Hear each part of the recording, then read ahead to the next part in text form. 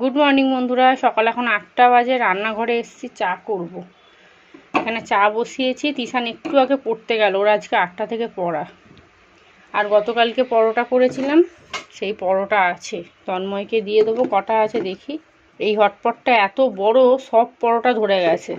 আমার আগের হটপটটায় সব পরোটা ধরতো না, বাদ বাকি পরোটাগুলো কোনো একটা গামলায় রাখতে হতো, কিন্তু এটাতে দেখছি সব ধরে গেছে আর অনেকটা ছড়ানো, জানেন। যাই হোক, চলুন তন্ময় চা খেয়ে বেরোক, আমি যাব একটু বাজারে ঠাকুরের ফুল আনতে। একটু মাছ নিয়ে আসবো, মাছের ঝোল করে নেবো। আর ওই গিমা শাক আছে না, গতকালকে ভাজিনি, গিমা শাক আলু দিয়ে ভাজবো। কখন যে কি করব নিজেও জানি না, জানেন। আর গত দুদিন ধরে কি বিচ্ছিরি গরম পড়েছে, বাপরে। চলুন আর বেশি ফোটাবো না, তাহলে আবার প্রতিদেব রেগে যাবে। তন্ময়কে বলেছি দুপুরে খেতে আসবে।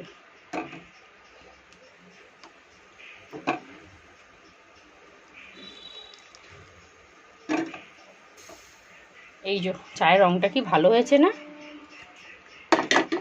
গত 2-3 দিন ধরে আমাদের রামতলায় জল জমে, একটু যে চা পাতা আনতে যাবো সেও হচ্ছিল না।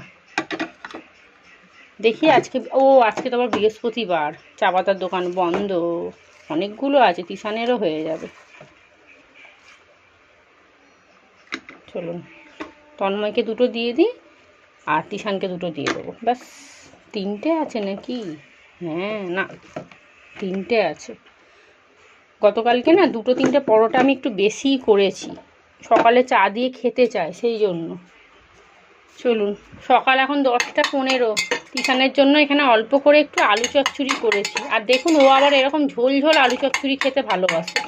আমার আবার একটু মাখা মাখা হলে বেশ ভালো লাগে, কিন্তু ও আবার ঝোল ঝোল খাবে। পরোটা আছে, ওই দিয়েও খেয়ে নেবে। আর আমি খাবো হচ্ছে ছাতু মুড়ি। এই সবে বাজার থেকে আসলাম, ফুল আনলাম, মাছ নিলাম, টুকটুক করে অনেকটা সময় লেগে গেল বাজার করতে। আর আজকে বাইরে আনেন খুব হাওয়া দিচ্ছে। সকালবেলা বেরিয়েছি, মানে দাঁড়াতে পারছি না, এত হাওয়া দিচ্ছে, চুল উড়ে মুখ ভর্তি হয়ে যাচ্ছে। বিশেষ করে এখন বাজারে গেছি তখন যেন মারাত্মক হাওয়া দিচ্ছিল, এখন তো একটু কমে গেছে। আর এখানে একটা কলমি শাক, অল্প করে একটু টমেটো নিয়ে এসেছি। সকালে বাজারে আনেন তো প্রচুর সবজিপাতির দাম, ওই জন্য অল্প করে টমেটো নিয়ে এসেছি, 10 টাকার এনেছি। সন্ধেবেলা যখন মা আসবে তখন মাকে বলবো টমেটো নিয়ে আসতে। এই টমেটো এখন নিল 50 টাকা কেজি, আর যদি সন্ধেবেলা নিতাম তাহলে 30 টাকা কিলো নিত, জানেন। 500 নিয়ে এলে হয়ে যেত। আর এই 3টে টমেটো নিয়েছে 10 টাকা, ভাবুন তো কী অবস্থা। আর দেখুন, সকালবেলা যে বাজারে গেছিলাম, আমাদের রামতলার ভিতরে ঢুকেছিলাম ওই তন্ময়ের কন্টেনার একটুখানি দেখতে, কিন্তু আজ বৃহস্পতিবার তো অর্ধেক দোকান বন্ধ। তবে দেখুন, এই কৌটোগুলো সুন্দর সাজানো ছিল। একটা দোকান খোলা ছিল, সেখানে তো তন্ময়ের কন্টেনার পেলাম না।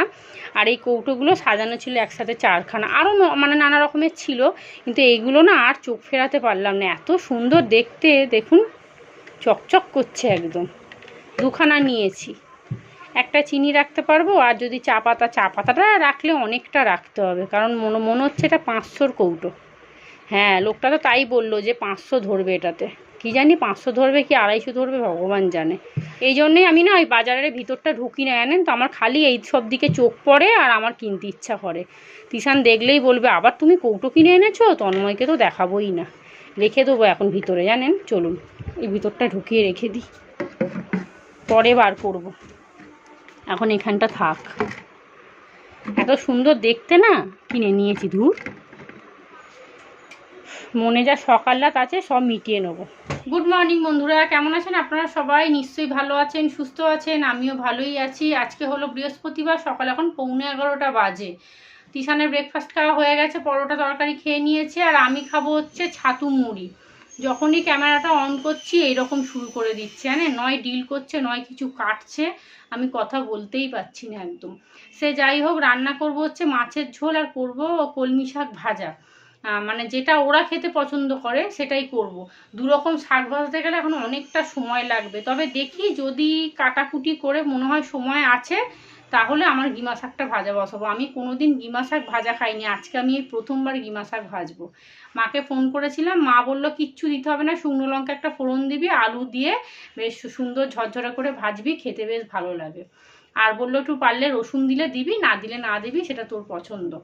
সে যাই হোক চলুন, চালটা ভিজিয়ে দিয়েছি, মাছটা এখনো ধুইনি। মাছটা এসেই না ফ্রিজে ঢুকিয়ে দিলাম, যা পচা গরম পড়েছে দুদিন ধরে, এত ঝড় বৃষ্টি হলো, দেখুন ওয়েদারের কি অবস্থা।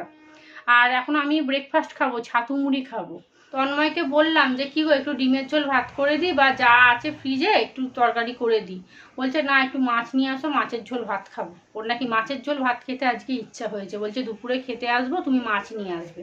আর ও কি বলুন তো, ফ্রিজের মাছ খেতে পছন্দ করে না, ও টাটকা মাছটা খেতে ভীষণ ভালোবাসে। বলছে টাটকা মাছের স্বাদই আলাদা, তোমাকে তো আনতে হয় না, তুমি স্বাদ তো বলবেই, তাই না বলুন?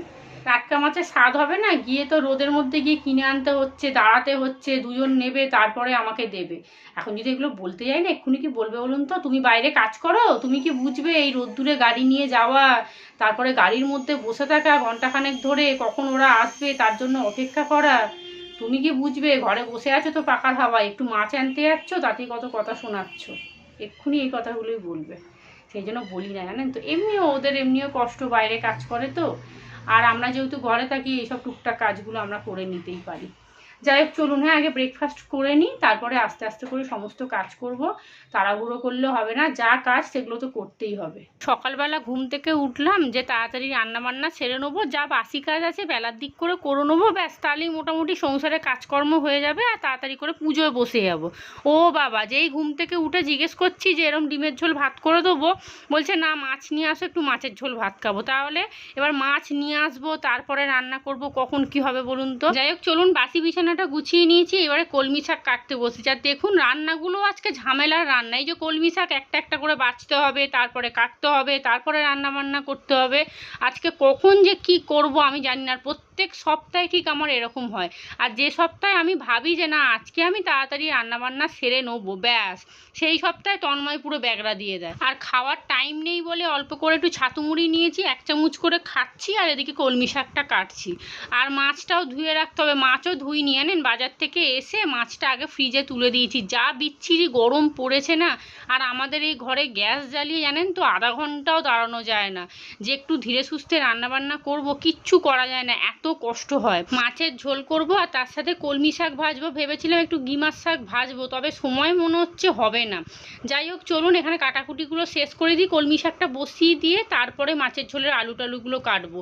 আর এখানে কলমি শাকে পেঁয়াজ দেবো, একটু বেশি করে পেঁয়াজ কেটে নিচ্ছি। বৃহস্পতিবারে পুজো দিতে দেখবেন অনেকটা সময় লাগে, যাদের ঠাকুর বেশি তাদের তো আরও সময় লাগে, কারণ বাসনপত্র অনেক থাকে। আমারও জানেন তো বড় সিংহাসন কিনেছি, প্রায় টুকটুক করে অনেক ঠাকুরকেই, মানে মোটামুটি সব ঠাকুরকেই রেখেছি আমার সিংহাসনে।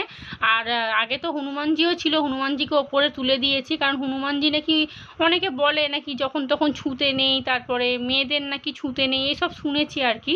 তবে আমি তো দেখছি অনেকজন সিংহাসনে হনুমানজিকে রেখে পুজোও করে, কিন্তু আমি ওপরে তুলে দিয়েছি আমার জায়গা খুব কম বলে। যাই হোক চলুন, আর এবার থেকে ভেবেছি জানেন তো, আমি বৃহস্পতিবার মানে বুধবার রাত্রিরে আমি এবারে ঠাকুরের সিংহাসন পুরো পরিষ্কার করে বাসন কোসন পুরো মেজে রাখবো। তাহলে কি হবে বলুন তো, পরের দিনকে পুজো দিতে বসলে খুব বেশিক্ষণ সময় লাগবে না। আর তিশানকেও আমি বলতে পারবো তাহলে তুই পুজোটা দিয়ে দে বসে, আমি এদিকে সংসারে কাজকর্মগুলো করি। তবে কি জানেন তো, ঠাকুর পুজো না নিজে দিলে তবে মনটা ভালো লাগে। চলুন, এদিকে গল্প করতে করতে এখানে কলমি শাকটা বসিয়ে দিয়েছি, ওদিকে ভাতটাও বসিয়ে দিয়েছিলাম, ভাতটা এখন বন্ধ করে দিয়েছি। আর এখানে কলমি শাক ভাজাও আমার হয়ে গেছে, মাছের ঝোলের আলু টালু সব কেটে নিয়েছি। আর বললাম গিমার শাক রান্না করব না, কিন্তু গিমা শাক কেটেছি। সব যখন হচ্ছে তাহলে গিমা শাকটাও বাদ যায় কেন। এখানে ভাতটা ফুটিয়ে বন্ধ করে দিয়েছিলাম, এখন গ্যাসটা অন করে দিই। ভাতটা হতে না বেশিক্ষণ লাগে না। মাছের ঝোলের আলুটা সিদ্ধ করে নিয়েছি, আর দেখুন গিমা শাক কেটেছি এই যে। আর এখানে কুলেখাড়াটা আজকে আর সিদ্ধ করে খাবো না, ওই মিক্সির মধ্যে পেস্ট করে 1 গ্লাস জলের মতো করে খেয়ে নেবো। আর এখানে গিমা শাকে একটা আলু দেবো। এখানে মাছের পেঁয়াজ টমেটো কেটে নিয়েছি। বাসনগুলো সব মাজলাম, চলুন এবারে গিমা শাকটাতে বসিয়ে দেবো, দিয়ে মশলাটাকে পেস্ট করে নেবো, লাস্টে মাছের ঝোলটা বসাবো। গিমা শাকটা ভাজবো, কড়াতে একটা শুকনো লঙ্কা ফোড়ন দিয়েছি, আলুটা হালকা করে ভেজে নিয়েছি, আলুটা লাল লাল করেই ভাজা হয়ে গেছে। এইবারে শাকটা দিয়ে দিলাম। নুন এখন দেবো না, লাস্টে আগে মুখে দেবো, তারপরে একটু নুন দেবো, কারণ আলুতে নুন দিয়েছি তো, বেশি হয়ে গেলে খাওয়া যাবে না, অল্প শাক তো। ব্যাস ঢাকা দিয়ে দিই, একটু শাকটা মজুর। আর এই হলো মাছ, এই সবে ধুলাম, ফ্রিজে ঢুকিয়ে রেখেছিলাম, একটা মাথাও নিয়ে এসেছি, তবে মাথাটা আজকে করব না, মাছগুলো নিয়ে নেবো। 3 পিস মাছ আছে আর একটা ছোট্ট মাছ আছে। কি পচা গরম লাগছে জানেন, ভালোই লাগছে না। ভেবেছিলাম কিষানকে বলবো পুজোটা দিয়ে দে, কিন্তু আজকে না ঠাকুরের জামা কাপড়গুলো পাল্টাতে হবে, মানে সিংহাসনটাও পরিষ্কার করতে হবে, সেই জন্য ওকে আর বলছি না যে তুই দিয়ে দে। এই শাকটা হয়ে যাক, চলুন এবারে পেস্ট করে নেবো। এই যে মিক্সির এই বাটিটার মধ্যে কুলেখাড়া পাতাগুলো নিয়ে নিয়েছি আর অল্প করে একটু জল দিয়েছি।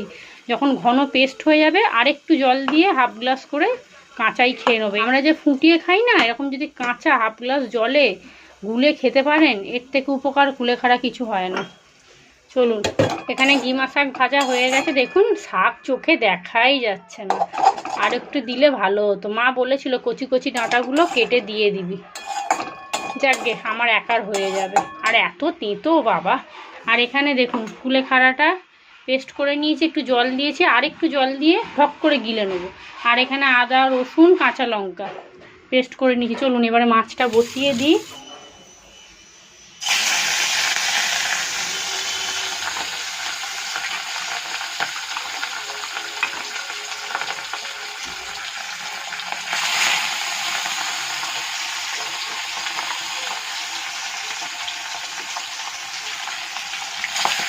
আজকে রান্নাঘরের কাজ শেষই হচ্ছে না, একই জ্বালায় পড়েছি রে বাবা। হ্যাঁ, 12টা বাজতে যায়, এখনও স্নান করব, ঘরদোর মুছবো, কখন পুজো দেবো বলুন তো।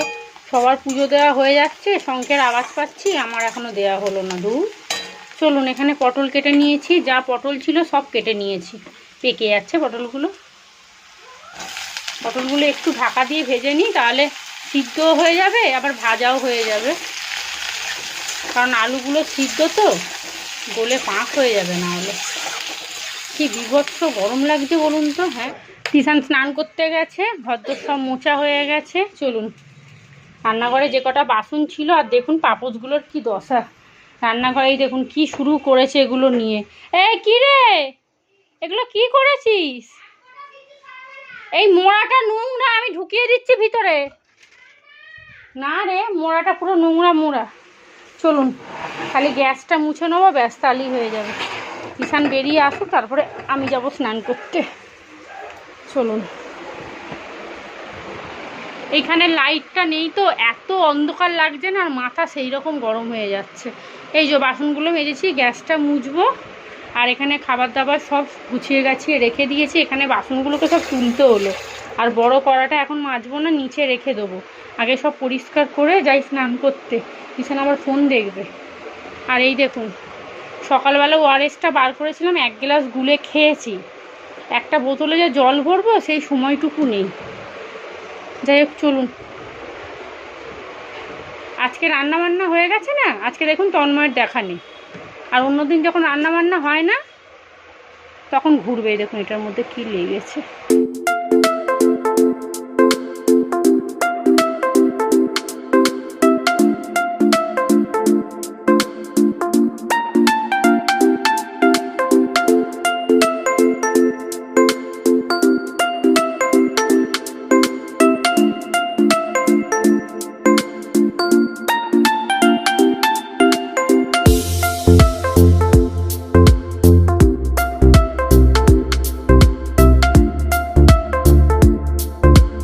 পুজো দেওয়া হয়ে গেছে, বাইরে জামা কাপড়গুলো তুলে জামা কাপড়গুলো মিলে দিয়ে আসলাম। চলুন, আর তিশানকে দেখুন, বলছে গা গোলাচ্ছে, একবার বলছে গা গোলাচ্ছে, একবার বলছে জ্বর আসছে।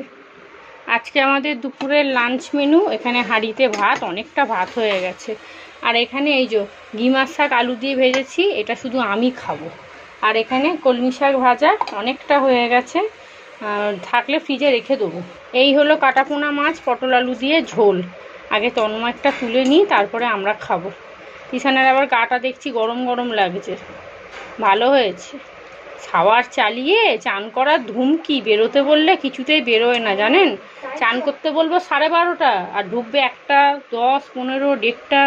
চলুন, খাওয়া দাওয়া করিনি, এখন আবার পুরো মেঘলা হয়ে এসছে। আর বেশি দেরি করবো না, এখন প্রায় জানেন 2:30 বাজতে যায়। আজকে অনেকটা দেরি হয়ে গেল। আমার খাওয়া দাওয়া হয়ে গেছে, তিশানের যেহেতু গাটা গরম, ওকে আর ভাত দিলাম না। এই যে একটু তরকারি দিয়ে মুড়ি মেখে দিয়েছি, মাছের তরকারি দিয়ে। চলে আর মাছটা তো খাবে না, ও মাছ এমনিই পছন্দ করে না জানেন। হ্যাঁ, খেয়ে নে, খেয়ে জল খা। বস বস, লাইট অফ করবো। আয়, মুড়িটা নরম হয়ে গেলে খেতে ভালো লাগবে না। হ্যাঁ চলুন, আমি এবারে একটু শোবো, আর পাচ্ছি না বাবা। মুড়িটা খেয়ে পেট ভরে জল খা। একটা গ্যাসের ট্যাবলেট দিলাম জানেন, অনেক সময় গ্যাস থেকেও না জ্বর এসে যায়। সকালবেলা পরোটা খেয়েছে, আলু চচ্চড়ি করে দাও, পরোটা খাবো। চলুন এই ঘরে লাইটটা অফ করে দিই। খাওয়া দাওয়া হয়ে গেছে, তন্ময়ের খাবারটা এখানে চাপা দিয়ে রাখলাম, দাঁড়ান একটা বাটি দিয়ে দিই।